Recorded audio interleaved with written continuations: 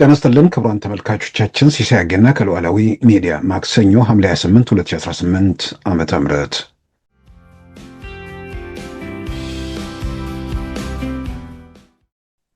ያልተቋረጠ በየቀኑ ወታደራዊ ጭነቶች ኢትዮጵያ እየተራገፉ ነው። በሰኔ ወር ባለፈው ሰኔ ማለት ነው በፈረንጆቹ አቆጣጠር ከጁን ፈርስት ጀምሮ በአጠቃላይ ወደ ኢትዮጵያ የተካሄዱ የጭነት ወታደራዊ በረራዎች ወደ 41 መሆናቸውን ከዚህ ቀደም ዘግበናል። አሁን የሐምሌ ወር ከጁላይ ፈርስት እስከ ጁላይ 31 47 በረራዎች ናቸው።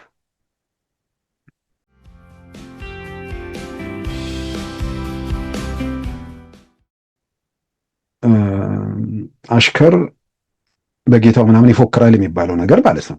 ለካ ያ ሁሉ ጩኸት ያሉ ፈንጠዚያ ያ ሁሉ 5 ወር 6 ወር የሚባል ዜና እንዲህ አይነት ነገር ነበር ማለት ነው። ያው እንግዲህ ለዛሬ አልተሳካም ነው። እንግዲህ ለዛሬ ብቻ ሳይሆን ለዘላለሙ አይሳካም።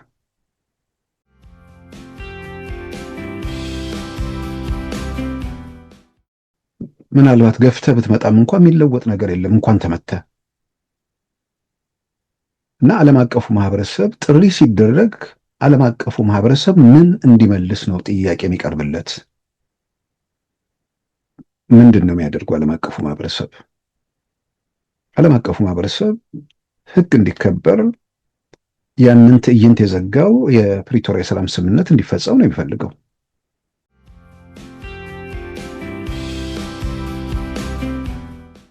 Alula Abanega International Airport, guys. It's the full name of the place. But one of the things I want to mention about the complication and complicated sides of this region.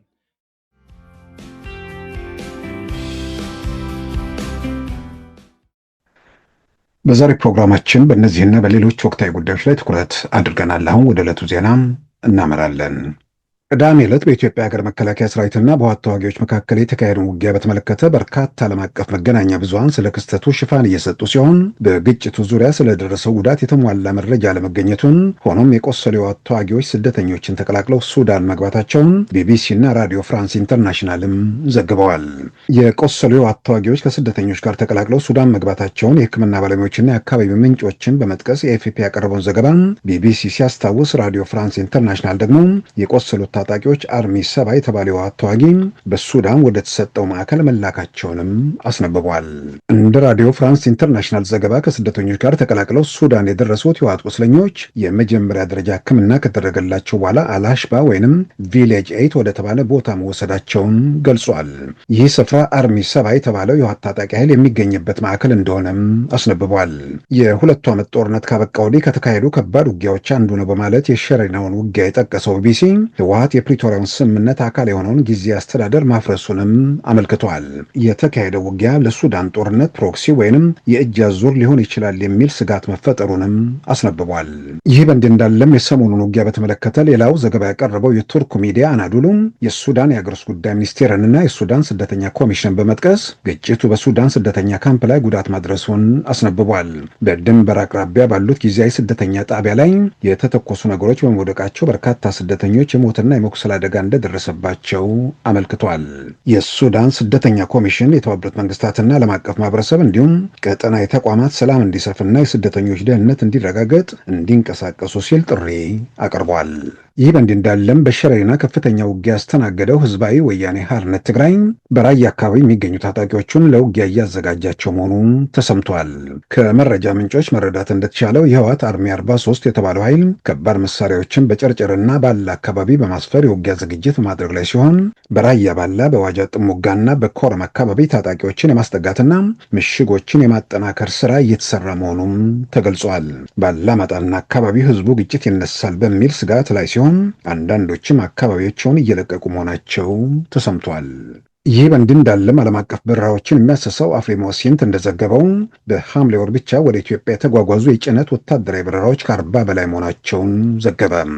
እንደ አውሮፓውያን አቆጣጠር ከሐምሌ 1 እስከ ሐምሌ 31 2026 በጠቅላላ የጭነት በረራዎቹ 47 ሲሆን ከእነዚህ ውስጥ ጥቂት በረራዎች ወደ ቻድ ኢንጃሚና መብረራቸውን አመልክቷል።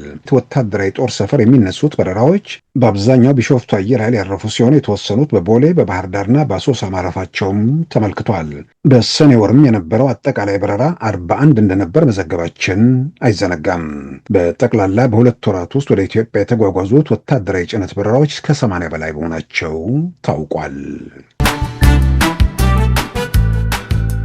ሉዓላዊ ሚዲያን ይደግፉ። ስራዎቻችንን ለብዙ እንድናደርስ ሰብስክራይብ፣ ሼር፣ ላይክ በማድረግ ሉዓላዊ ሚዲያን ያጠናክሩ። እውነትን እንዘግባለን፣ ኢትዮጵያዊነትን እናቀነቅናለን። መድረኩ ግን ለሁሉም አመለካከት ክፍት መሆኑን እናረጋግጣለን። ሉዓላዊ ሚዲያ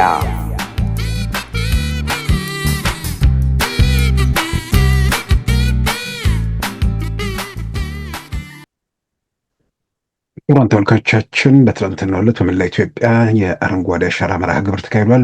ከ800 ሚሊዮን በላይ ችግኞች መተከላቸው ያው ተገልጿል። ባለፉት 8 ዓመታት ያለማቋረጥ የተካሄደ መርሃ ግብር ነው። በዚህ መርሃ ግብር አንደኛ ሀገሪቱን የደን ሀብት ማልበስ፣ ከዛም ባሻገር ለምግብ የሚሆኑ የተለያዩ ፍራፍሬዎችን ጭምር የመትከል መርሃ ግብር እንደሆነ እንግዲህ የተገለጸው። ምናልባትም አንዳንዴ በወረት ሳይሆን በቋሚነት ጠቅላይ ሚኒስትር አብይ ወደ ስልጣን ከመጡበት ጊዜ ጀምሮ ያለማቋረጥ የቀጠለ መርሃ ግብር ከመሆኑ ጋር ተያይዞ ምናልባት ይህን አርአያነት ያለውን ተግባር ማበረታታት፣ ሁሉም ሰው የራሱን አስተዋጽኦ ማድረግ ብዙ ጊዜ በኢትዮጵያ ውስጥ የሚካሄዱ ልማቶች ከልማቱ ጋር ተያይዞ ከተማም ሲለማ ሌላም ነገር ሲለወጥ ስልጣን ላይ ያሉ ሰዎች ይዘውት የሚሄዱት ወይ ደግሞ በግል ሳሎናቸው ወይ በግል ግቢያቸው ውስጥ እየተካሄደ ያለ ነገር አይደለም። ሀገራዊ ፕሮጀክት እስከሆነ ድረስ ያንን ማበረታታትና መደገፍ ቢቻል የሚቃወመውም ሁሉ ቢሳተፍ ጥሩ ነው። ጥሩ ሀገር ውስጥ አየሩ የተጠበቀ ሁኔታ ውስጥ በምግብ ሰልምርም ራሱን የቻለ ማህበረሰብ ውስጥ ስልጣንም ካለ በዛ ሂደት ውስጥ ማለፉ ይጠቅማልና በዚህ በኩል የሚደረጉ ጥረቶችን ማበረታታት ነው። ምናልባት ጠቅላይ ሚኒስትር አብይ ወደ ስልጣን ከመጡበት ጊዜ ጀምሮ አንድን ነገር አቅደው የሚያደርጓቸው ነገሮች ላይ የወረት አለመሆኑን በተግባር በተጨባጭ በማስረጃ እየተረጋገጠ የመጣ ነገር ነው። በዚህ ስራዎች ያው መጀመሪያ አካባቢ የነበሩ ከፍተኛ ውዥንብሮች ነበሩ። ውዥንብሩ ያው ሁልጊዜ አንድ ነገር ሲመጣ የሆነ ለታይታ የሚደረግ አድርገው ይመሳል፣ ከተተከለው ይልቅ የተረገጠው ይበልጣል የሚል ብዙ ወቀሳና ክሶች ወይ ደግሞ ማጣጣሎች ነበሩ። ምናልባት ዛሬ ያ ድምፅ እየሰለለ መጥቷል። በአንድ በኩል ከመነሻው በቅንነት ላይ ተመስርተው የሚተቹ ነበሩ ማለት ነው። በኋላ ሁኔታዎችን እየገመገሙ አዎንታዊ ነገሮችን ሲያዩ ከዛ ሂደት ውስጥ ወጥቷል። በሌላም በኩል ደግሞ ሁሌ መቃወም፣ ሁሌ መተቸት በዚህ በረብሻው በምናምን አካባቢ ላይ አንዳንዴ እንደ ፋሽንም የሚወሰድ ነገር ስለሆነ ያንን ማድረግ የሆነ ጭብጨባ ያስገኛል ተብሎ በሱ ላይ የቀጠሉ ሰዎች አሉ። ግን ያንንም ማድረግ በአሁኑ ሰዓት ብዙ የሚያስጨበጭብ አልመሰለኝም። ለዚህ ይመስለኛል ድምፁ እየሰለለ ነው። በየስርቻውም ያሉት ቢሆን በዛው በያሉበት በየስርቻቸው ችግኝ ቢተክሉ እዛው ለሚንቀሳቀሱበት አካባቢ ይጠቅማል። ምናልባት ችግኙን ከየትም እንደሚያመጡ አላቅም እንጂ ያ ጉዳት ያለው ነገር አይመስለኝም። በጎ ነገር መስራት ሁሉም ጥሩ ነው። የታጠቁ ኃይሎች ያን ያደርጉ ማለት አለ። ወታደሮች፣ የኢትዮጵያ ሀገር መከላከያ ሰራዊት ችግኞች ይተክላሉ ግዳጅ ላይም ሆነው። የትግራይ የሰላም ኃይሎች አፋር አካባቢ ችግኞች ሲተክሉ አይተናል። የሚተክለው ስለ ሀገር ለሀገር ነውና ያንን ማድረግ እስካሁን የተጀመረው የተሄደበት መንገድ እጅግ በጣም ውጤታማ መሆኑን ያው አንዱ የውጤታማነት መለኪያ ወረት አለመሆኑ ነው። ብዙ የወረት ስራዎችን ኢትዮጵያ ውስጥ አይተናልና በቋሚነት የቀጠለ ነገር ስለሆነ ወደፊት እንደ ባህልም እንደ ልማድም ተደርጎ ሁልጊዜም በተለይም በዓመቱ የተወሰነ ቀን ያን ማድረግ ሁኔታ የሚፈጠርበትን ነገር ሌላውም የራሱን አስተዋጽኦ ቢያደርግ ጥሩ ነው ብዬ አምናለሁ። የሚበረታታም የሚደገፍ ተግባር ነው። እንግዲህ በአንድ በኩል ልማትን ለማልማት ችግኝን ለመትከል የአየር ጸባይ መዛባት እንዳይፈጠር ነገን አስቦ ስራዎች ሲሰሩ፣ ትላንት ላይ የቆሙ ደግሞ ወደኋላ ለመመለስ ሁልጊዜም መፍጨርጨራቸውን ቀጥለዋል። እርግጥ ሰሞኑ ያደረጓቸው እንቅስቃሴዎች በተወሰነ ደረጃ ትምህርት ከሆነ ጥሩ ነው፣ ግን ይማራሉ ወይ ነው። እስከ መጨረሻው ድረስ የምንችለውን ሁሉ እናደርጋለን ብለው ሊንደፋደፉ ይችላሉ። ግን መጨረሻ የሚባለው ነገር ምን ሲሆን ነው የሚያበቃው ነው። እስከ መጨረሻው ወታደሮቻቸውን ታጣቂዎቻቸውን ማግደው ከዛ በኋላ ከኢትዮጵያ መንግስት ጋር የሰላም ስምምነት ይፈጠራል ብለው ያምናሉ? ሸረሪና ላይ ሳይተኩሱ ሳይደቆሱ በፊት የሚደረግ የሰላም ጥረት ካለም በተወሰነ ደረጃ የተሻለ ደረጃ ላይ ነበሩ ማለት ይቻላል።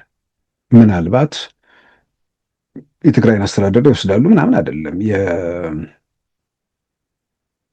የጀነራል ታደሰ ወረደ አስተዳደር ከተመለሰ በኋላ በቀጣይ ፖለቲካ ሂደት ውስጥ ያናቸውን ሚና የሚመለከቱ የተወሰነ ሚናቸው ብዙ ያልተገደበ ሊሆን የሚችልበት እድል ይኖር ነበር ብዬ አምናለሁ። ሸረሪና ላይ ያው ተሞከረ። ውጤቱ ሌላ ግምገማ አያስፈልግም። ምንድን ነው የተደረገው የሚለውን የቲፒኤልኤፎችን ተከታታይ መግለጫ ብቻ አይቶ አንድ ሰው ምን ተፈጠረ የሚለውን ለመገመት በጣም ቀላል ነው። ከባድ ምት ከሚለው ከሚገልጸው በላይ ኃይለኛ መደቆስ ነው የተፈጠረው። የጦርነት ዝግጅት አድርገናል ብለው ወደ ወልቃይትን ለመያዝ ያው መጠነ ሰፊ እንቅስቃሴ ያደረጉ፣ በዋዜማውም ፊሽካ ነበር የምንጠብቀው ብለው በመድረክ ተናገሩ። ከ10 ቀን በፊት ጀምሮ ያው መጠነ ሰፊ ዘመቻ ያደረጉ፣ እንቀብራለን የሚል ያው ለቀብር እንሄዳለን ብለው ያው መጨረሻውን ደግሞ አሳዛኝ ሁኔታ ውስጥ ተከሰተ። አንዳንድ ዩቲዩባቸው የሚያሳስባቸው ሰዎች ማለትም በዚህ ደረጃ በአንድ ጊዜ መውረድ ውስጥ የሚያስፈራቸው ሰዎች ዋና የቲፒኤልኤፍ አጨብጫቢዎች አላየንም አልሰማንም ብለው ሌላ ነገር ሲለጥፉ፣ በዚህ ጉዳይ ላይ ቲፒኤልኤፍን ጥብቅና ቆመው ድምፅ እያሰሙ ያሉት የፋኖ ደጋፊዎች መሆናቸው እጅግ አስገራሚ ነገር ነው። ቲፒኤልኤፍ ትላንት መግለጫ ወጣ። ትላንት በዜናም ነካክተነዋል። የመጀመሪያው ዕለት ጦርነቱ ቅዳሜ ሐምሌ 25 2018 በተከፈተበት ቀን ወረራ ተፈጸመብኝ፣ ሂደቶቹን በተከታታይ ለህዝብ ገልጻለሁ የሚል መግለጫ ሰጥቶ ነበር። ጦርነቱን ጀመሩ። ከዛ በኋላ ሁኔታዎች እርግጠኛ ሆነው ምናልባት ኢትዮጵያ መከላከያ ሰራዊት በዛ በኩል የሳሳ ነው ብለው አምነው ይሁን በምን በኩል ይሁን አላውቅም፣ በማናቸው መንገድ እንግዲህ ጀመሩ። ወደ ውልቃይትን ይዘው ከዛ በኋላ አርስት መሆን ነበር ፍላጎታቸው ብዬ አምናለሁ። የጠበቁት ነገር ሳይሆን ያልጠበቁት ነገር ተከሰተ። ቅዳሜ በሰዓታት ውስጥ ምላሽ ማብራሪያ ይሰጣሉ የተባሉት ሰዎች ቅዳሜ የሉም፣ እሁድ ሙሉ ቀን የሉም። በዛ መሃል በኢትዮጵያ መንግስት በኩል ያሉ መረጃዎችን በተለያዩ መገናኛ ብዙሃን፣ በግል መገናኛ ብዙሃን፣ በዩቲዩብ በምናምን መውጣት ሲጀምር ያው ደጋፊው አካባቢ ላይ ስብራት አለ። ምንም ጥያቄ ውስጥ የሚገባ ነገር አይደለም። እና አምባሳደር ብርሃነ ገብረ ክርስቶስ ወጥተው ለዓለም አቀፍ ማህበረሰብ ጥሪ ወደ ማድረግ የሄዱበት ሁኔታ አይተናል። የተፈጠረ ነገር አለ፣ ቀላል ነገር አለም። ስለዚህ ሰኞ ማለዳ ወጥተው መግለጫ አውጥተው አክሽፈነዋል አሉ። አክሽፈነዋል። ኢትዮጵያ መከላከያ ሰራዊት አርኤስኤፍን ማለትም የሱዳን ፈጥኖ ደራሽን እና ሌሎች የታጠቁ ኃይሎችን ተጠቅመዋል። ዝም ብሎ አንድ ሰው የሱዳን ፈጥኖ ደራሽ ኃይል አሁን ከኢትዮጵያ መንግስት ጋር ተደርቦ አይደለም፣ እዛው እኮ ኃይለኛ ውጊያ እያደረገ ያለ ኃይል እኮ ነው። በተራዘመ ውጊያ ውስጥ የቀጠለ ቡድን ነው። የኢትዮጵያ መከላከያ ሰራዊት ከነሙሉ ኃይሉ ከነሙሉ አቅሙ ወይስ የሱዳን ወታደሮች የተሻለ መዋጋት አቅም ስላላቸው ነው? አልገባኝ። በተለይ ይሄን ነገር እንትን ሲሉ እነዛን ሁሉ አድርጎ ተረባርቦ አከሸፍ ነው። ከዛ በኋላ ምዕራብ ትግራይ ማለት ሁመራ አካባቢና ጎንደር ቁስለኛ ተሞልቷል፣ እንዲሁም ወደ ሌላ ኢትዮጵያ ክልሎች ተወስዷል የሚል ነገር ይህን አሰራጩ። ይህንን የቲፒኤልኤፍ ደጋፊዎች ሼር ማድረግ አልፈለጉ። እንዳልኩት ዩቲዩበሮቹ መረጃው ባለነሱ በግልጽ ስለሚያውቁት ማለት ነው። የኢትዮጵያ መንግስት የሆነ ነገር ካወጣ በሌላ ጊዜ ጥያቄ በጣም ስለሚያስነሳ እነሱ ይሄንን ደፍረው ሊሄዱበት አልፈቀዱም። አይለጥፉም። ቼክ ማድረግ ነው የቲፒኤልኤፍ ደጋፊዎች። ይሄ ሌላ ዝም ብሎ ፌስቡክ ላይ ምናምን አለ ደግሞ የተለያዩ ሀገሮች ፎቶግራፊ እያመጣ ይለጥፋል። ይሄ ሲሆን የቲፒኤልኤፍን መረጃ እንዳለ ወስደው ያንን እያስተጋቡ ያሉት የፋኖ ደጋፊዎች መሆናቸው እጅግ አስገራሚ ነገር ነው። እነዚህ ሰዎች ይሄ የሚደግፋቸውን ሰው በቋሚነት በዚህ ደረጃ እየናቁት ወይ ደግሞ አይጠይቅም እያሉ መቀጠሉ የሚያዋጣቸው አይመስለኝም። ዝም ብዬ ሳስበው አንዳንድ ነገሮችን እንዳላየ ማየት ማለፍ ይቻላል። የዕለት ዕለት እኮ ምን ነበር የተደረገው? ውጊያው ተጀመረ፣ ይሄ ነገር ተፈጸመ፣ ይሄ ነገር ተከወነ የሚል ትልቅ እንትን ነበር። አየሩን ለመቆጣጠር እኮ ተሞክሮ ነበር መጀመሪያ ላይ። በኋላ ውጤቱ ሲታይ ያው በተለያየ መንገድ የተሟላ ነገር የፋኖ ደጋፊዎች ደርሳላችኋል ብዬ አላምንም። የቲፒኤልኤፍ ሰዎች በራሳቸው መንገድ ምን እንደተፈጠረና ምን አይነት አደጋ ውስጥ እንደወደቁ ያን ይረዳሉ። ግን የፋኖ ደጋፊም ሌላ ቀላል መረጃ አለ። ቀላል ነገር የኢትዮጵያ መንግስት የሚለውን የኢትዮጵያ መንግስት ስላላለ ቢል እንኳን አናምነውም ይበሉ። በተለያየ መንገድ የሚወጣው መረጃም አይመኑ። አንድ ቀላል ነገር አዣንስ ፍራንስ ፕሬስ ኤኤፍፒ ያወጣውን ዘገባ ተማም በዜናም ተመልክተናል። በጣም ቀላሉ ነገር እሱን ደግሞ በርካታ መገናኛ ብዙሃን ሼር አድርገውት አየር ምንድን ነው መረጃ ባህር ውስጥ በስፋት የተሰራጨ መረጃ ዜና ነው። ወደ ሱዳን ከግጭቱ ጋር ተያይዞ ተመላት በመቶዎች የሚቆጠሩ ሰዎች እንደገና መፈናቀል ጀመሩ። ወደ ሱዳን ገቡ። ወደ ሱዳን ከገቡት ጋር የቆሰሉ የህወሓት ታጣቂዎች አሉበት። የመጀመሪያ ሕክምና እርዳታ እዛ ተደርጎላቸው ወደ 15 ኪሎ ሜትር ወዳለ ቦታ ተወሰዱ። ምን ማለት ነው የሚለውም በተወሰነ ደረጃ ውጊያ አካባቢ ላይ ምን ይደረጋል፣ እንዴት ነው ምናምን የሚለውን ነገር ለማያውቅ ሰው ብዙ የተለየ ነገር ላይሆን ይችላል።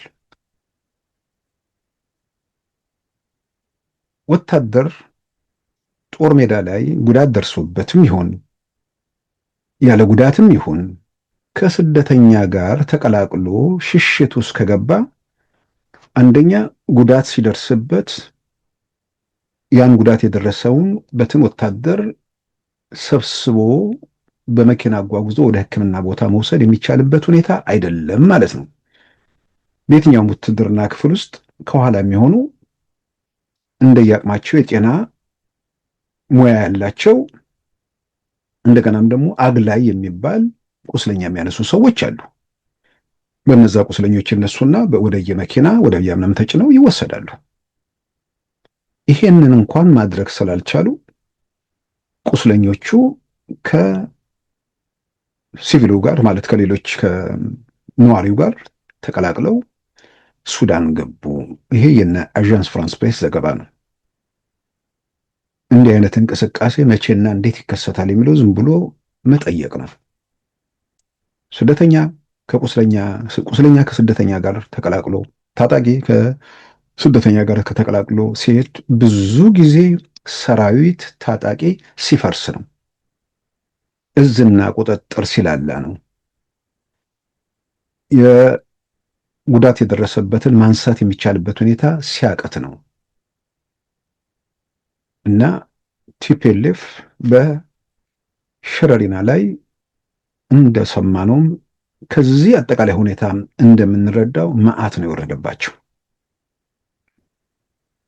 ይህንን የቲፒኤልኤፍ ካምፕ ግልጽ ነው። ስለዚህ አልደፈሩትም።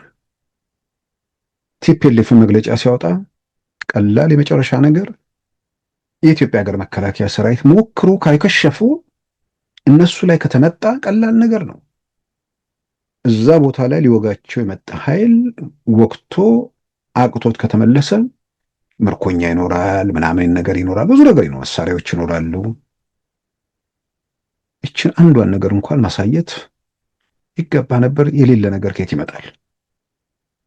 ለማቀነባበር እስካሁን አላሰቡም ማለት አይደለም። የሚፈሩት ነገር አለ።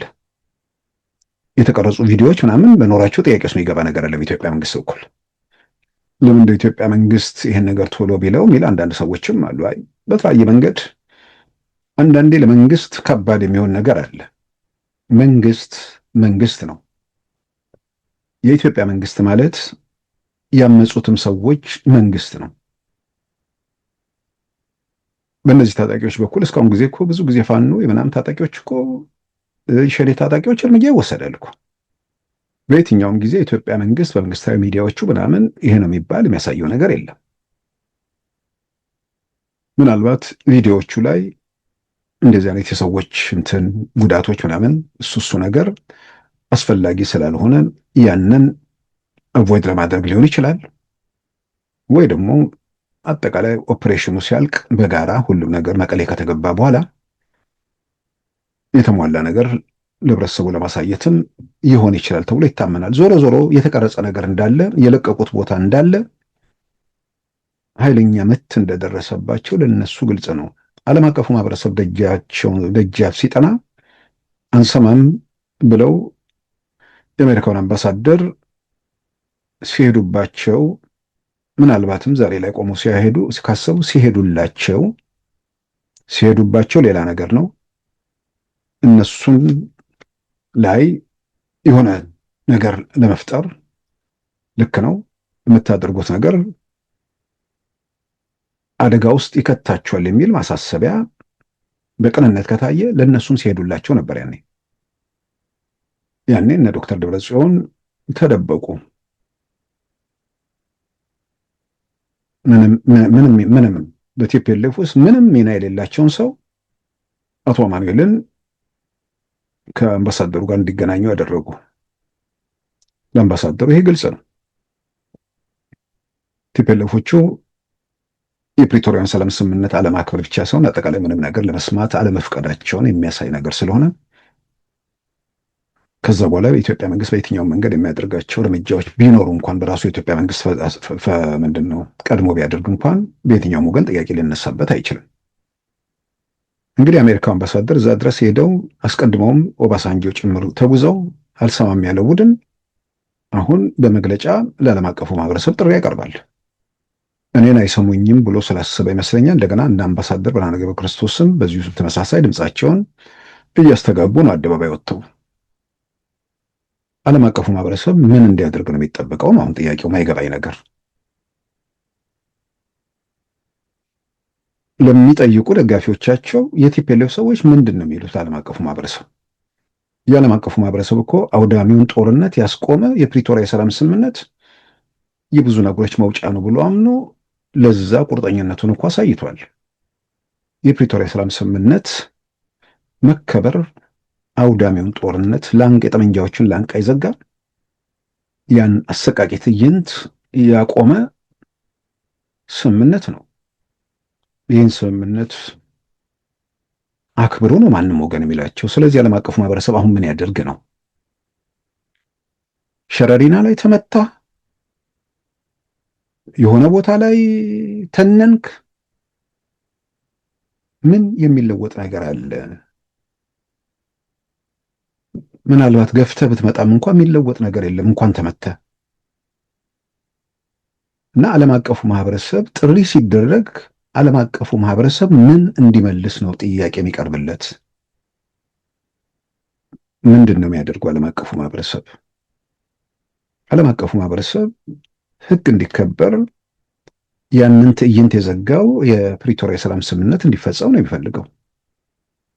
ስለዚህ አሁን እንደማይሳካ አረጋግጠው ጊዜ አስተዳደሩን ለመመለስ ወስነው ነው ዓለም አቀፉ ማህበረሰብ እየጠየቁ ያሉት?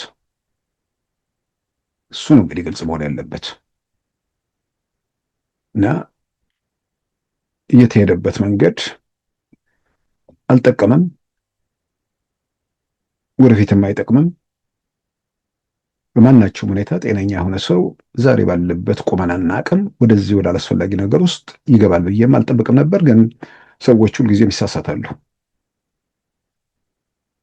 አሁንም ምናልባት ደግሞ ሌላ ቦታ እንሞክር፣ ሰራዊቱ በዛ በኩል ነው ያለው ብሎ በሌላ በኩል ደግሞ ሊሞክሩ ይችላሉ። ግን ለእነዚህ ሰዎች አስረግጦ በተወሰነ አንዳንድ ነገር መናገር ደግሞ በጣም አስፈላጊ ነው ብዬ አምናለሁ። ኢትዮጵያ ውስጥ እየተደረገ ያለውን ዝግጅት ያው የውስጥ የወታደራዊ ሚስጥር ነው፣ የመንግስት ጉዳይ ነው። የምናውቀው ነገር የለም። ግን በአደባባይ የምናውቀው ነገር ደግሞ አለ። ያልተቋረጡ ስልጠናዎችና ምርቃቶች አሉ። በኦፊሰር ደረጃ እየወጡ ነው። በወታደር ደረጃ በከፍተኛ ደረጃ ወጥተዋል። ከፍተኛ የቴክኖሎጂ እንቅስቃሴዎች በኢትዮጵያ ውስጥ እየተካሄዱ ነው። አንዳንዴ ነገሮች ፈጣን እና አስፈላጊ ሆነው ስለተገኙ ይመስለኛል ያልተቋረጠ በየቀኑ ወታደራዊ ጭነቶች ኢትዮጵያ እየተራገፉ ነው። በሰኔ ወር ባለፈው ሰኔ ማለት ነው በፈረንጆቹ አቆጣጠር ከጁን ፈርስት ጀምሮ በአጠቃላይ ወደ ኢትዮጵያ የተካሄዱ የጭነት ወታደራዊ በረራዎች ወደ 41 መሆናቸውን ከዚህ ቀደም ዘግበናል። አሁን የሐምሌ ወር ከጁላይ ፈርስት እስከ ጁላይ 31 47 በረራዎች ናቸው። ከዛ ውስጥ ተወሰኑ ወደ ኢንጃሚና ምናምን የተጓዙ በረራዎች አሉ ይላል። ቢያንስ ከ40 በላይ በረራዎች አሁንም ወደ ኢትዮጵያ ገብተዋል። እያንዳንዱ በረራ ምን ማለት እንደሆነ ለማንም ግልጽ ነው። ወታደራዊ በረራዎች ከወታደራዊ ማዕከላት እየተነሱ የሚበሩ በረራዎች ናቸው። ይህ ሁሉ ዝግጅት እየተፈረካከሰ ላለው ቲፒኤልኤፍ እንዳልሆነ ማናችንም በእርግጠኝነት እንናገራለን። የከፋውን ነገር ቢመጣ ያንን ለማስተናገድና የኢትዮጵያን ብሔራዊ ጥቅም ለማስጠበቅ ይሄ ምንድነው ሰርገኛ መጣ በርበሬ ቀንጥሱ ሳይሆን ገና ሳይተጫጩ ነው ሁሉ ነገር እየተዘጋጀ ያለው። ራሶች ሙሽሮቹ ሳይተዋወቁን በለው እዛ ደረጃ አይደለም። ገና ምንም ነገር በሌለበት መጠነ ሰፊ ዝግጅት እየተደረገ ነው። ይህ መጠነ ሰፊ ዝግጅት ደግሞ በተለመደ መንገድ ላይ ውጊያ ላይ ለቆዩ ሰዎች የአናሎግና የዲጂታል ዘመን ሁኔታ ተፈጥሯል። በዛም በኩል ደግሞ ያሉ ልዩነቶች አሉ እና ይህ ሁሉ መጠነ ሰፊ ዝግጅት የአደባባይ ሚስጥር ነው። አንዳንዱ ነገር በውስጥ ያሉ ደግሞ ሌሎች ነገሮች ይኖራሉ። ይህ ባለበት ሁኔታ ውስጥ ተመልሶ ወደ ግጭት በመግባት ማሳካት የሚቻለው ምንድን ነው የሚለውን መጀመሪያ መጠየቅ፣ ያን ለማሳካት የምትፈልገውን ነገር በጉልበት ማሳካት ትችላለህ ወይ? አቅምህን መፈተሽ። በጉልበት ማሳካት ባልችል ዓለም አቀፉ ማህበረሰብ ለሰላም ሲል ይህን ነገር ኢትዮጵያ መንግስት ላይ ግፊት ሊያደርግ ይችላል ወይ የሚለውን እሱንም መመርመር። በአቅምህም ዓለም አቀፉ ማህበረሰብ ላይም ግፊት ተደርጎም እንደገናም ደግሞ የትግራይን ህዝብ ከጎን አሰልፈህም የሚፈጸም ነገር አለመኖሩን ሰዎች ቆም ብለው ካዩ በኋላ መውጫ መንገድ ይፈልጋሉ። እዛ ጋር ወጣቶችን ማግዶ ከዛ በኋላ መጨረሻ ላይ የሆነ ጠረጴዛ ዙሪያ ላይ እንደርሳለን ብለው ሊያስቡ ይችላሉ። ግን አይመስለኝም። ከዚህ በኋላ እያንዳንዷ ቀን ወደ መቃብር ጉዞ የሚያደርጉበት እንደሆነ ዝም ብሎ ይሰማኛል። ያ ካልሆነ ወደ ቃሊቲ ወይ ደግሞ ወደ ቅሊንጦ የሚደረግ ጉዞ አለመሆኑንም ማረጋገጥ ያስፈልጋል። በማናቸውም መንገድ ዛሬ ላይ ኢትዮጵያ መንግስት ይህን ኃይል በተመለከተ የትኛውንም ነገር እርምጃ ለመውሰድ የአቅም የዝግጅነት ምናምን ብቻ ሳይሆን በጣም የተደላደለ ሁኔታ ትግራይ ውስጥ አለ። ትግራይ ውስጥ ዛሬ በኢትዮጵያ ታሪክ ውስጥ የደርግ መንግስት እና አቡነ ቴዎፍሎስን እና አቡነ ጳውሎስን እና አቡነ መልከ ጸዲቅን እንደዚህ የንጉሱ ስርዓት አብቅቶ ትሲል የሃይማኖት አባቶች ጳጳሳት ሲያስር ትልቁ ክስተት እሱ ነው። በሃይማኖት አባቶች በኋላ እንደውም አቡነ ቴዎፍሎስ ላይ የተገደሉበትን ታሪክ እናስታውሳለን። ከዛ ወዲህ በኢትዮጵያ ታሪክ ውስጥ የሃይማኖት አባት ላይ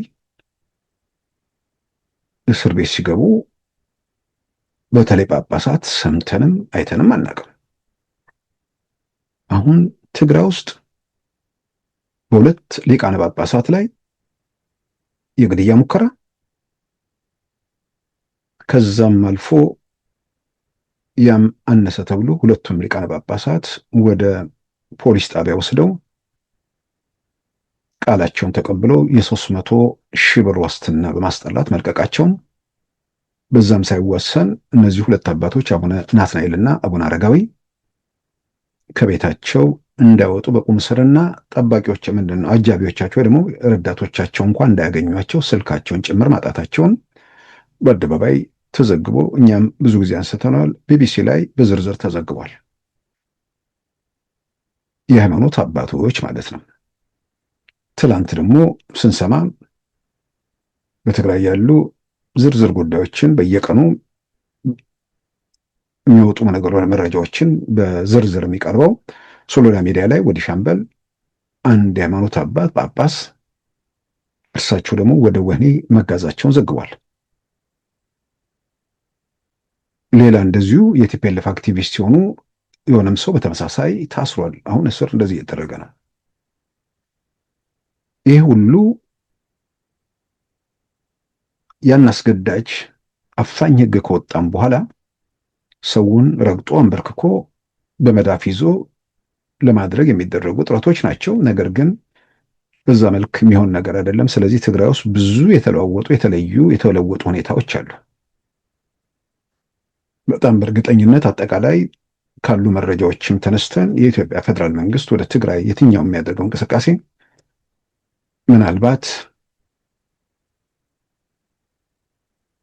እንዴት ይቀበሉታል የሚል ብቻ ሳይሆን ምን አይነት የነጻነት መንፈስ ወደ ነጻነት ስሜት ትግራይ ውስጥ እንትን እንደሚል በእርግጠኛ ነን ከሚባለው በላይ በእርግጠኝነት መናገር ይቻላል። የትግራይ የሰላም ኃይሎች የጸጥታ ኃላፊነቱን ለመውሰድ እነሱም ዝግጅት የጨረሱ ይመስላሉ። የምናያቸው እንቅስቃሴዎች አሁን ሰሞኑን የሚለቀቁ ትናንት የወጡ ቪዲዮዎችም እነ ጀነራል ወዲያን ጥሩ እና ሌሎች የቲፒኤፍ የትግራይ ሰላም ኃይሎች ጀነራሎች ከወታደሮቻቸው ጋር ታጣቂዎቻቸው ጋር በአንድ ያደረጉትን ስምሪት ወይ ደግሞ ንግግር ጋር ተያይዞ ከሆነ ቦታ ሲወጡ የሚታዩ ቪዲዮዎች ትናንትም እሱንም ተለቆ አይተናል።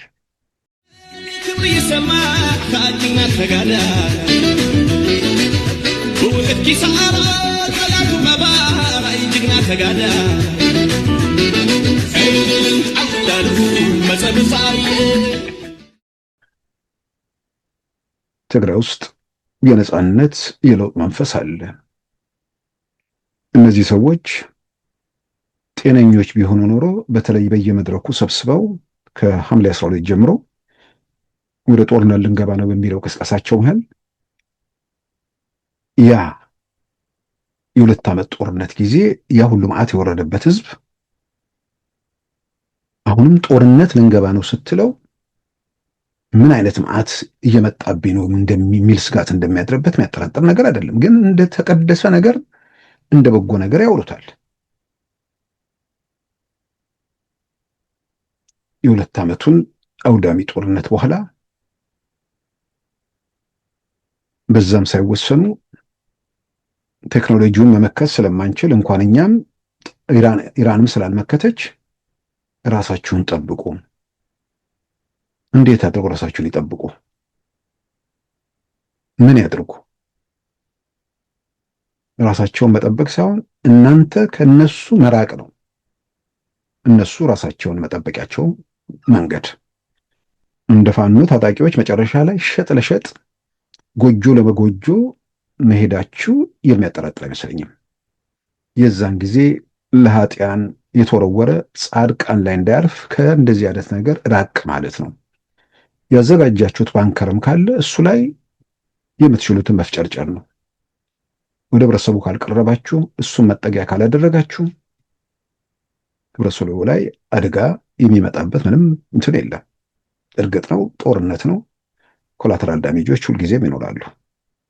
ከዚህ በላይ ግን ምንም ነገር በሌለበት ሁኔታ ውስጥ ወደ ግጭት የማይገባበትን መንገድ በእርግጥ በጣም በጣም በጣም በጣም እየረፈደ ነው። ጊዜው በጣም እየሮጠ ነው። ሊመለሱ የማይችሉ ነገሮች እየተከናወኑ ይመስላል። ይሄ ባለበት ሌላው ቀርቶ ትግራይ ውስጥ እኮ አሁን አንድ የአዘርባጃን እንደዚህ ይመስለኛል ሰው ኢትዮጵያን በተለያየ ቦታ እየጎበኘ አዲስ አበባ ነበር፣ አፋር ክልል ነበር፣ ከዛ ወደ ትግራይ ሄደ። በተለይ አፋር ላይ ያለው ወደ ትግራይ ሄዳለሁ ሲል በግሌ እንትን ብዬ ነው የጠበቅኩት። እዛ ገብቶ ምናምን የሚያደርገውን ነገር አንደኛ ራሱ ከተማ ውስጥ ያለውን ድባብ ማየቱ ብዙ የሚናገረው ነገር ስለሚኖር ቢያንስ መቀሌ ይደርሳል የሚል ተስፋን በማድረግ ማለት ነው። ትግራይ ሲገባ በውቅሮ ነው የመጀመሪያ የገባው። ውቅሮ ላይ ያው ያለው ሁኔታ ብዙ የህብረተሰብ እንቅስቃሴ አይታይም። የኤሌክትሪክ ባጃጆች ይንቀሳቀሳሉ፣ እሱ ኩርኩር ይላቸዋል። እነሱ አሉ። ከዛ ውጭ ብዙ የህዝብ እንቅስቃሴ አይታይም። ምናልባት ከተማውን ስለማላውቀው ድሮም እንደዚህ አይነት ነገር ነው ወይ ራሱ የበለጠ ከተማውን የሚያውቁ ሰዎች ይናገሩ፣ ግን የህብረተሰብ እንቅስቃሴ ብዙ አይታይም። ከዛም ወደ መቀሌ ተጓዘ፣ ዙሪያውን አስጎበኘ። መቀሌን በብዙ መልኩ በነገራችን ላይ መቀሌ ሲል አንዳንድ የተቀረጹ አንዳንድ ቪዲዮዎች አይቼ ነበር። ግን በዚህ ደረጃ እውነት ለመናገር በጣም የምታምር ከተማ ነች። በተለያየ አቅጣጫ ነው ከተማዋን እንትን ያለው። በደንብ የተሰራ እንትን ያለች ከተማ ነች። እና እንግዲህ የተወሰነ መረጃ አለው ኢትዮጵያ ውስጥ አለው፣ እሱንም ሲናገር ሰምተናል። ስለዚህ ከፌዴራል መንግስት ጋር ቲፒኤልኤፍ ግጭት ውስጥ ገብቷል። ፌዴራል መንግስቱ በዛ አካባቢ ላይ ምንም ሚና እንደሌለው አውቋል። የሚመጡ ምናምን ነገሮች ያሳሰቡት ይመስላሉ። ማደርም የፈለገ አይመስለኝም። ማደሩን ወይ ደግሞ መዋሉን የሚገልጹ ነገሮች የሉም እንደመሰለኝ። ወይ በአፋር በኩል በመኪና ገብቷል። ከዛ በኋላ በአውሮፕላን ከመቀሌ ነው የሚወጣው። ኤርፖርት ላይ ሲደርስ የሰው ያው ወጣቱ ጦርነቱን እየሸሸ ወደ መሀል ሀገር የሚያደርገውን ሩጫ የሰበሰባቸው መረጃዎችም ያንንም እሱም በዛ መድረክ ላይ ኤርፖርቱ ላይ መቀሌ ራስ አሉላ አባነጋ ኤርፖርት ላይ ሆነው የትግራይ ወጣቶች ጦርነት እየሸሹ እየወጡ መሆኑን እሱም ጭምር ሲመሰክር ቪዲዮ ታይቷል። Alula Abanega International Airport, guys. It's the full name of the place. But one of the things I want to mention about the complication and complicated sides of this region. There are lots of young boys who is in the age of going to the military. They try to avoid this region. So they actually come to the airport, try to fly to Addis and go to different areas. So the Tigray people, the young generation of Tigray people, because they are forced to the army to fight against the central Ethiopian government. And nobody in their normal mind would want to do that. No one wants to die, no one wants to go to war. So they are trying to find a ways to get out from the region. Otherwise they would be forced to the army. ምናልባት እንዳልኩት በስጋት በምናምን እዛ ብዙ አልቆየም እንጂ ህብረተሰቡ ጋር ትንሽ ተንቀሳቅሶ ህብረተሰቡን አነጋግሮ ምን ብሎ እንትን ቢል ጥሩ ነበር። እንደውም ቁርስ ነው ምሳ ሲበላ የታየው ውቅሮ ላይ ነው። መቀሌ ላይ ምንም ነገር ሳያደርግ ነው የወጣው። እርግጥ እንደውም ደፋር ነው። ቢያንስ ቪዲዮ በለቀቀበት ሰዓት የሸረሪና ውጊያ ተጀምሯልና ከተማ ውስጥ ገብቶ ምንም ያደረገው ነገር የለም። ነገር ግን ከተማዋን አስጎብኝቷል። ብዙ የሰዎች እንቅስቃሴ መቀሌ ውስጥም አይታይም። ቪዲዮን በብዙ አቅጣጫ ነው ወጥቶ እንትን ያለው። ነገር ግን እንግዲህ እንዳልኩት ከተማው ላይ ብዙ ብድሮም እንቅስቃሴ አልነበረም። አላቃትም ከተማዋን። ስለዚህ በዚህ ላይ እርግጠኛ ሆኜ መናገር አልችልም። ግን በተለያየ መንገድ ሲወጡ የነበሩ መረጃዎች የህብረተሰቡ እንቅስቃሴ ከተማው ላይ ዝቅ ያለ ነው የሚለውን ሲነገር ስለነበር ምናልባት ያንንም የሚያረጋግጠው ብዬ አምናለሁ። ስለዚህ የውጭ ሀገር ሰዎችም ጭምር መጥተው ትግራይ ውስጥ ያለው ሁኔታ ያቀረቡትን ዘገባ በሰሞኑ እያየን ነው። ድብት አለ፣ ስጋት አለ። ያልተመለሱ ነገሮች ማለት ምንድን ነው? መጻኢው ምንድን ነው የሚለው ስጋት፣ ከዚህ አዙሬት መውጫው መቼ ነው የሚል ግራ መጋባት በህብረተሰብ ውስጥ እንዳለ የሚያጠራጥር ነገር አይመስለኝም። ይህ ሁሉ መዓት ህዝብ ላይ እየወረደ ያለው፣ ይህ ሁሉ ግራ መጋባት ህብረተሰቡ ላይ እያረፈ ያለው ስልጣንን ለማረጋገጥ እየተንቀሳቀሰ ያለው የዶክተር ደብረጽዮን ቡድንና ኩባንያው እየፈጠረ ባለው ችግር መሆኑ አጠራጣሪ አይመስለኝም። ይህን በድፍረት የምናገረው ህወሓት ኢትዮጵያ ላይ 30 ምናምን ዓመት መከራ 30 ዓመት አካባቢ መከራ ስላደረሰ ያ ችግር ፈጣሪ ኃይል እንዲተን ስለመፈልግ አይደለም። በግሌ በሆነ ወቅት ላይ የሆነ ነገር ፈጽመዋል። የሆነ ዓላማ እናሳካልን ብለው ሄደውበታል። ያ ዓላማ አልተሳካም፣ ሊሳካም አይችልም። የሌላውን መብት ገድበ ሁሉን ነገር አንተ ጠቅልለ የሚሳካ ነገር የለም። ያ ታሪክ ነው። ግን እዛ ላይ ብዙዎቻችን ማመንዠግ አንፈልግም። የሆነ ቦታ ላይ ያለፈ ታሪክ፣ ከዛ ስህተት ከዛ ምን እንማር፣ ወደፊት እንዴት እንሄድ ነው። ስለዚህ አሁን ባለው ሁኔታ ላይ ፍርድ ስሰጥ ወይ ደግሞ አስተያየት ስሰጥ የህወሓትን ግፍና ጭቆና የመከራ አገዛዝ እያስታወስኩ አይደለም። ዛሬ ካለንበት ሁኔታ ላይ ተነስተን ችግሩን ለመፍታት ወይ ደግሞ ችግሩ እንዳይቀጥል ማን ምን ማድረግ አለበት የሚለውን የህወሓት ጥያቄ ምንድን ነው? ፌዴራል መንግስቱ ያልመለሳቸው ጉዳዮች ምንድን ናቸው?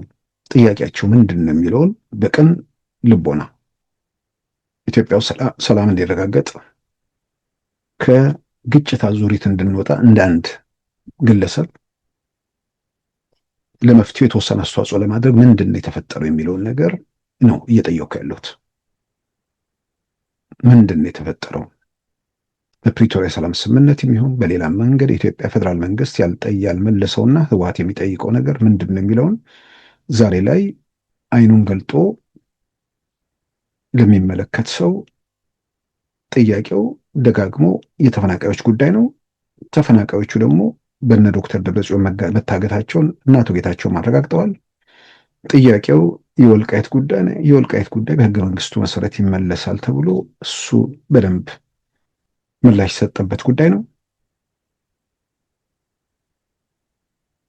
የፕሪቶሪያው ሰላም ስምምነት ላይ በተቀመጡ ነገሮች ከዛ በተቃራኒ የኢትዮጵያ ፌዴራል መንግስት የሄደበት አንዳችን መንገድ እያየን ስላልሆነ ይህ ሁሉ ግርግር፣ ይህ ሁሉ ቀውስ፣ እንደገና የሞት ድግስ እየተደገሰ ያለው የስልጣን ፍላጎት ባላቸው ኃይሎች፣ ግለሰቦች፣ ቡድኖች ፍላጎት መሆኑን ማንም ሰው የሚጠረጥረው ነገር አይደለም። ምናልባት እንዳልኩት ሸረሪና ትምህርት ቢሰጣቸው ጥሩ ነበር። አንዳንዴ ሰጥቷቸዋል ይላሉ። የሁለቱ ዓመት ጦርነት ትምህርት ያልሰጠው ኃይል አሁንም ኤርትራን ተደግፌ ሱዳንን ተመርኩዤ ፋኖና ሸኔን መንገድ መሪ አድርጌ የሆነ ነገር አደርጋለሁ የሚል በተወሰነ ደረጃ በጤነኛ አእምሮ ካዩ ወይ ማሰብ የማይችሉ ወይ ደግሞ የአእምሮ ሁኔታቸው የተዛባ ሰዎች የሚያደርጉት እንጂ ጤነኛ ሰው በዚህ ዘመን በዚህ ጊዜ ውስጥ እንዲህ አይነት ስካር ውስጥ ሊገባ አይችልም። ራስን መገምገም ነው። በጦርነቱ የመጀመሪያው ጦርነት ከመካሄዱ በፊት የት ነበርኩኝ? ጦርነቱ ሲያበቃ በምን ደረጃ ተዳከምኩኝ? ከዛስ በኋላ አሁን ህብረተሰቡ እንዴት ነው የሚቀበለኝ? ዋናዎቹ ከኔ ጋር የነበሩት ወታደራዊ መሪዎች የት ናቸው? አንደበታቸው የነበሩት እነ አቶ ጌታቸውና ሌሎች የፖለቲካ አመራሮች ዛሬ የት ናቸው? ሰው ይህን አይቶ ይህን ገምግሞ ከዚያ ዙሪት ውስጥ እድል ወይ ደግሞ እንትን አንድ ጊዜ ነው። አንዳንዴ ሁሌ ስልጣን ርስት አይደለም። ህይወት ከስልጣን ባሻገርም አለ። እሱ ከእጅ ከወጣ እንደማይመለስ ካረጋገጥክ ከተጨባጩ እውነታ ጋር ራስን አስማምቶ ምናልባትም ለትውልዱ ወደ ግጭት ወደ ቀውስ ማይሄድበትን ካሳው ምንድን ነው? ተመልሶ ምንም የማይገኝበት ጦርነት ውስጥ ላለመግባት ጥረት ማድረግ ነበር።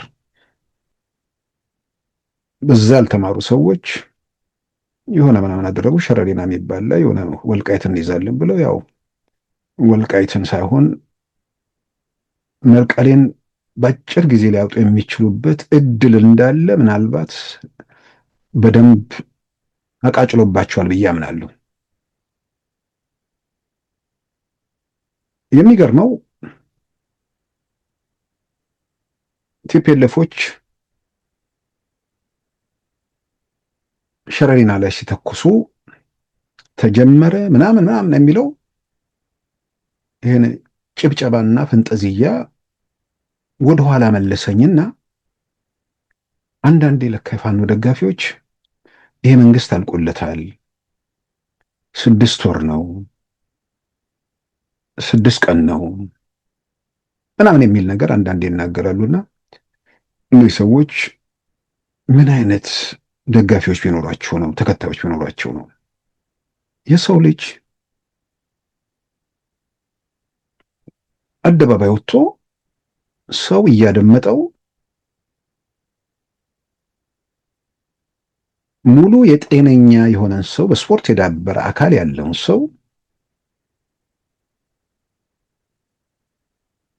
በሕክምና ተመርምሮ ምንም የጤና ችግር እንደሌለበት የተረጋገጠን አንድን ግለሰብ ጡንቻው የፈረጠመ ሁሉ ነገር የተሟላን ሰው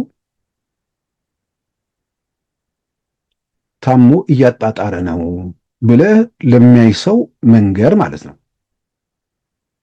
ይሄ ሰው ታሞ እያጣጣረን ነው፣ በአጭር ጊዜ ውስጥ ይሞታል ብሎ እንደመናገር ነው። ኢትዮጵያን መንግስት በ6 ወር በ4 ወር በምናምን የሚባል ነገር ሲመጣ በአይናቸው የሚያዩት አገር ምድሩን በመዳፉ ይዞ ወሳኝ ፈላጭ ቆራጭ በሆነ ጊዜ ውስጥ ስርዓት አልበኝነት ያነገሱ ሰዎችን እየቆነጠጠ አደብ እያስገዛ የፈቀደውንና የፈለገውን በኢትዮጵያ ምድር እያደረገ እየተጓዘ ያለ ኃይልን 6 ወር እኮ የሚቀረው ከሆነ የመመለከት ማሳየት አለበት። ህመሙ እያመነመነው ምን እያለው መሄድ አለበት። እየፋፋ የሚሄድ በሽተኛ አለ፣ እየደፈጠጠ የሚሞት አለ።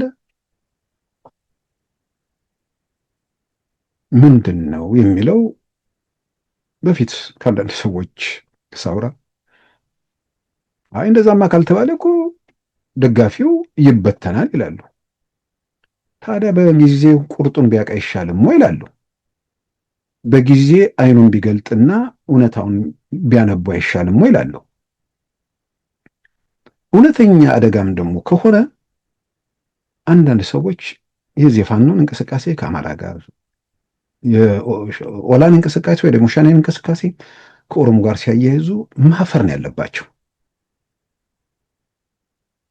ይህ ትልልቅ ማህበረሰቦች በእነዚህ ደካሞችና ድኩማኖች ወኪል ተብለው ሲጠሩ ማፈር ነው የሚያስፈልገው። የዚህ ህዝብ ነፃ አውጪ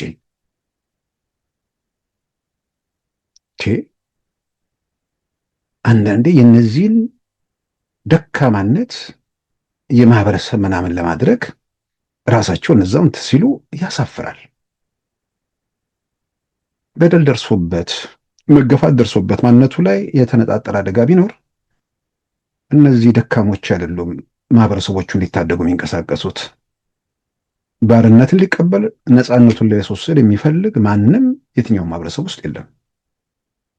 ብዙ የነቁ መፍትሄ ማመንጨት የሚችሉ መውጫው መንገድ ላይ በደንብ ነገሮችን ገምገመው ለለውጥም ለምንም የሚሰሩ በርካቶች ይገቡበት ነበር።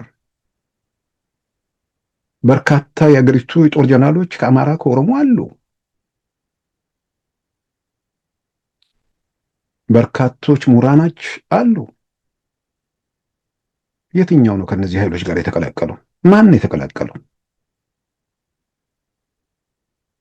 እና አንዳንዴ ይህንን የሚሉ ሰዎች ማፈር አለባቸው።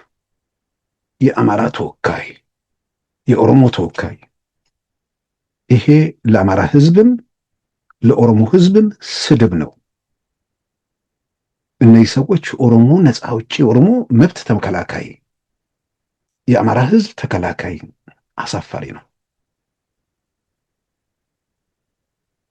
ጥያቄው መሆን ያለበት ትክክለኛው ጥያቄ የአማራ ህዝብ የተወሰደበት የኦሮሞ ህዝብ የተወሰደበት ነገር ኖሮ ያንን አስረድተው ያንን ነገር ገበያ ላይ ሸጠው ያን ከምር ይሄ ነው የሚባል ነገር ኖሮ ቢሆን ኖሮ የዚህ ሸጥ ለሸጥ አልነበረም የሚሆነው ትግሉ። ሰው ጎጆ እየተደበቁ አልነበረም ትግሉ የሚሆነው። እውነተኛ ፍልሚያ ይሆን ነበር። ማንም ማህበረሰብ መብቱ ተወስዶበት ራሱን ለባርነት አጭቶ የመቃብር ውስጥ ሰላምን ተመኝቶ ሊኖር አይችልም። እና የአማራ ወኪል፣ የኦሮሞ ወኪል እያሉ አንዳንዶች እነዚህን የሚጠሩ ሰዎች ራሳቸው ሲናገሩ ማፈር አለባቸው። እና እነዚህ ሰዎች ለካ አንድ 6 ወር ቀረው ምናምን ቀረው ሲባል የነበረው ህወሓት ይተኩሳል፣ ሻዕቢያ ይደግፏል ምናምን እያሉ ለካ እሱን ተስፋ እያደረጉ ነበር ማለት ነው። ተጀመረ ሲሉን ለካ ይህንን ነው። አንድ የምትባል አባባላለች፣ አሽከር በጌታው ምናምን ይፎክራል የሚባለው ነገር ማለት ነው። ለካ ያ ሁሉ ጩኸት ያሉ ፈንጠዚያ ያ ሁሉ 5 ወር 6 ወር የሚባል ዜና እንዲህ አይነት ነገር ነበር ማለት ነው። ያው እንግዲህ ለዛሬ አልተሳካም ነው። እንግዲህ ለዛሬ ብቻ ሳይሆን ለዘላለሙ አይሳካም። በሰፈር በመንደር የተዋቀሩ ለዘመኑ የማይመጥኑ በየስርቻ የሚርመጠመጡ በኢትዮጵያ ፖለቲካ ውስጥ እንኳን የበላይ ሆነው ሊወጡም ምንድነው ብቁ ተጫዋች ለመሆንም አቅም የላቸውም ከዚህ በኋላ። ስለዚህ ምናልባት ሸረሪና ይሄንን ካምፕ እንትን ይለው ከሆነ ጥሩ ነው። ግን ተረት እስከዛሬው ተረት ይበቃል። ሆስፒታል በቁስለኛ ተጨናነቀ ምናምን እንደዚህ ሆነ። በነገራችን ላይ አንዳንዴ ውጊያ ነው። በውጊያ መሃል ቁስለኛ ይኖራል። ዝም ብሎ ውሃ እኮ አይደለም የተረጫጩት። ምናልባት ቁስለኛ ካለም ብዬ ነው። ግን እንደሰማነው የተለየ አይነት ኦፕሬሽን ነው። መጡ፣ ቋጥኙ ላይ ተላተሙ፣ ፈረጡ። ስለዚህ በእንደዛ መሃል ብዙ ጉዳት ላይኖር ይችላል። ምናልባትም ጉዳትም ሊኖር ይችላል። ኢትዮጵያ ሄዳ ካርቱምን ብትይዝም እስከ ካርቱም እኮ ዝም ብሎ ውሃ ምናምን እንትን መኪና እየተነዳ አይካሄድም እኮ። እና ይሄንንም መገንዘቡ ጥሩ ነው። ሰዎች አቅማቸውን ማወቀው፣ ህብረተሰቡን ይጠይቃል የሚለውን ነገር መመዘን፣ ከምንም በላይ ደግሞ ሁሌ እየዋሸህ ስትመጣ እውነተኛውን ነገር የምትናገርበት ቀን ያለመደመጥ እድሉ ሰፊ መሆኑንም ለነገ የሚጋረጠውን አደጋ መገንዘቡ ጥሩ ነው። ትግራይ ውስጥ በአደባባይ አፈሳ እያደረጉ እምቢ ያሉትን በጥይት እየደበደቡ በቀደምም ቅዳሜ ዕለትም መቀሌ ውስጥ ቀጥለዋል። እዛው ትግራይ ያሉ ሰዎችን አዳራሽ ሰብስበው አፈሳ የለም ብለው እነ ወይዘሮ ፈትለወርቅ ይናገራሉ። እነዚህ ሰዎች ጤነኞች ናቸው ወይ?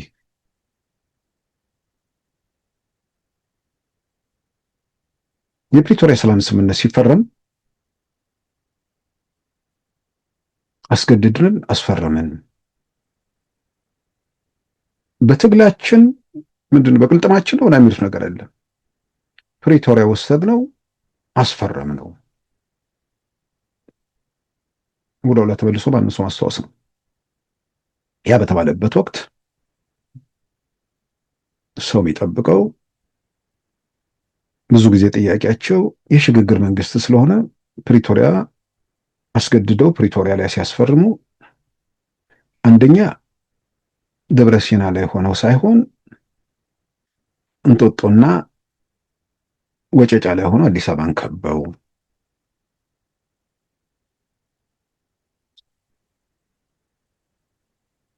የተመለሳላቸው ነገር ስልጣን ላይ ያለው መንግስት ፈርሶ ቢያንስ የሽግግር መንግስት ይተካ፣ አለዚያም ደግሞ ህወሓት ኢትዮጵያን ይምራ፣ የኢትዮጵያ መንግስት ሰራዊቱን ይበትን። እንደዚህ የተባለ ያህል ነበር ያን እኮ መግለጫው። አስገድደን ይላሉ። ጦርነቱ በርካታ የትግራይ ከተሞች በኢትዮጵያ ሀገር መከላከያ ሰራዊት ቁጥጥር ስር ወድቀው መቀሌም በጥቂት ኪሎ ሜትሮች ርቀት እያየ በነበረበት ከዛ በኋላ ወደ ሰላም ስምምነቱ ተሄዶ የሰላም ስምምነቱ ቲፒኤልኤፍ የመሰረተው መንግስት የተባለው ነገር እንዲፈርስ፣ ጊዜያዊ አስተዳደር እንዲቋቋም፣ የህወሓት ታጣቂዎች መሳሪያቸውን እንዲያራግፉ በአንድ ወር። ይሄ በጥቁርና ነጭ ተጽፎ ሜዳ ላይ ተበትኖ ባለበት ሰዓት አስገደድን እያሉ ያወሩ ነበር። በአደባባይ አፍሰው አላፈስንም እያሉ ለራሱ ለሚታፈሰው ህዝብ ይነግሩታል። አሁን ውጊያ ሊጀምር ነው ብለህ ፎክረ ከዛ በኋላ ውጊያ ተጀመረብኝ ስትል መትቼ ሆስፒታል በቁስለኛ አጨናነቁ ስትል ነገር ራሱ ደብረጽዮን እኔ ደብረጽዮን ነኝ ሲቢል እንኳን ወደ አለማመን ሊሄድ ይችላል ሰው። በቃ አንዳንድ ነገር ከመጠን ያለፈ ውሸት ምናልባት የስነ ልቦና ባለሙያዎች ማህበረሰብ ላይ ምን ሊፈጥር ይችላል? አንድ ሰው በቋሚነት መዋሸት ከሆነ ተግባሩ፣ መካድ ከሆነ ስራው፣ እውነት የተናገረ ጊዜ ህብረተሰቡ ጋር ስለ እንደዚህ አይነት ሰው ምን አይነት ስሜት እያደረ ይሆናል?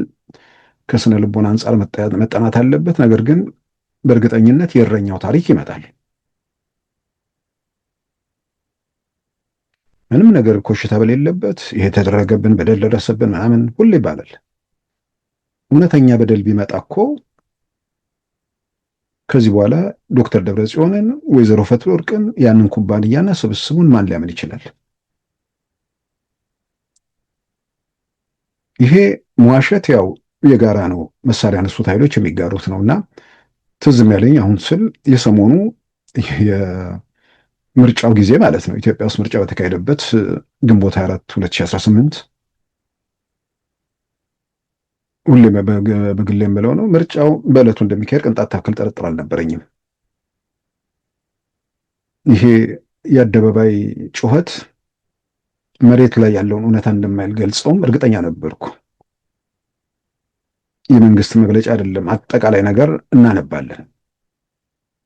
ነገር ግን ሽፍቶች በጊዜም በዚያም ስላሉ የተወሰኑ ምርጫ ክልሎች ላይ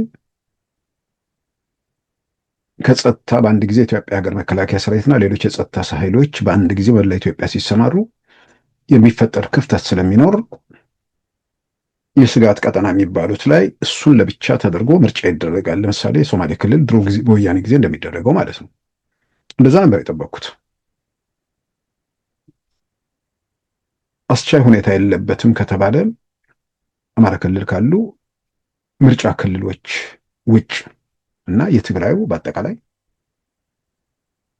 ያው ፌደራል መንግስት የማይቆጣጠረው በህግና በስርዓት የማይመራ አካባቢ ስለሆነ ከዛ ውጭ በሁሉም አካባቢ በአንድ ቀን ምርጫ ይደረጋል ሲባል ሁላችንም ያልጠበቅነው ነው።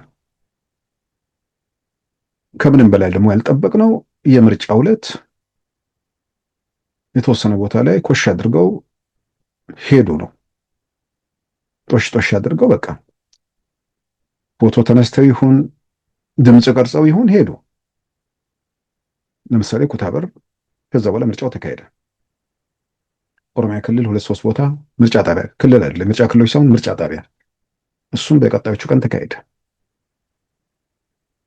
ይህን በዓይናችን አይተን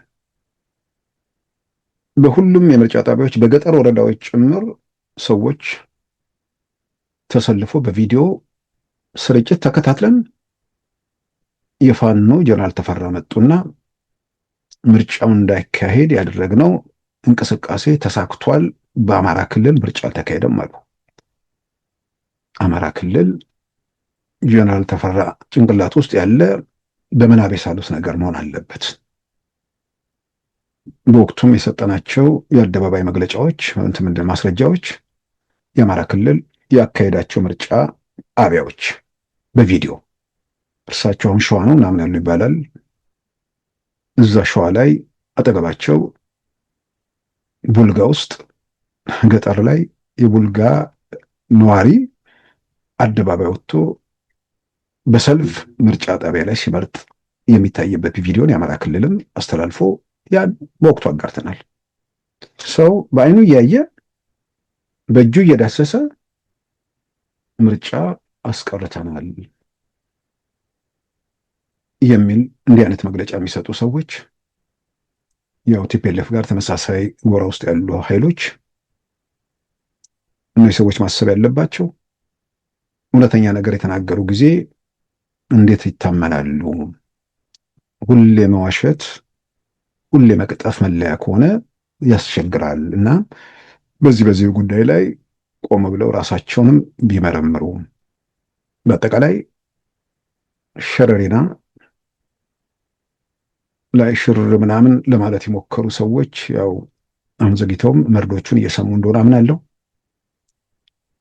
ቲፒኤልኤፎችም የመጨረሻው ሰዓት ይመስለኛል ዝም ብዬ ስገመግመው ከግጭት መመለስ አሁንም የጀነራል ታደሰን አስተዳደር ቶሎ ለመመለስ መዘጋጀት ከዚህ በኋላ ሰዓታት ሁሉ ወሳኝ ናቸው ብዬ አምናለሁ። ቀን 8 ሰዓት ላይ የምትወስነው ውሳኔ ብዙ ነገሮችን መኖር አለመኖርህን ሊወስን ይችላል። 9 ሰዓት የምትወስነው ውሳኔ የነገሮች ማብቂያ ሊሆን ይችላል። ለመወሰን መጣደፍ በጣም አስፈላጊ ነገር ነው። ክቡራን ተመልካቾቻችን የዛሬን ማክሰኞ ሐምሌ 28 2018 ፕሮግራማችን በዚሁ ተጠናቋል። ጤና ይስጥልን።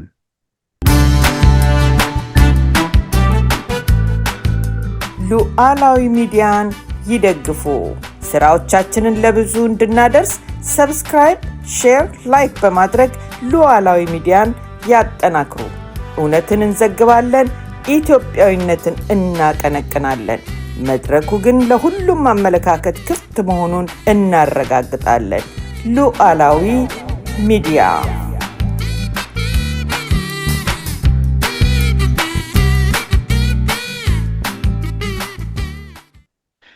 የዛሬ ማክሰኞ ሐምሌ 28 2018 ፕሮግራማችን በዚሁ ተጠናቋል። ጤና ይስጥልን።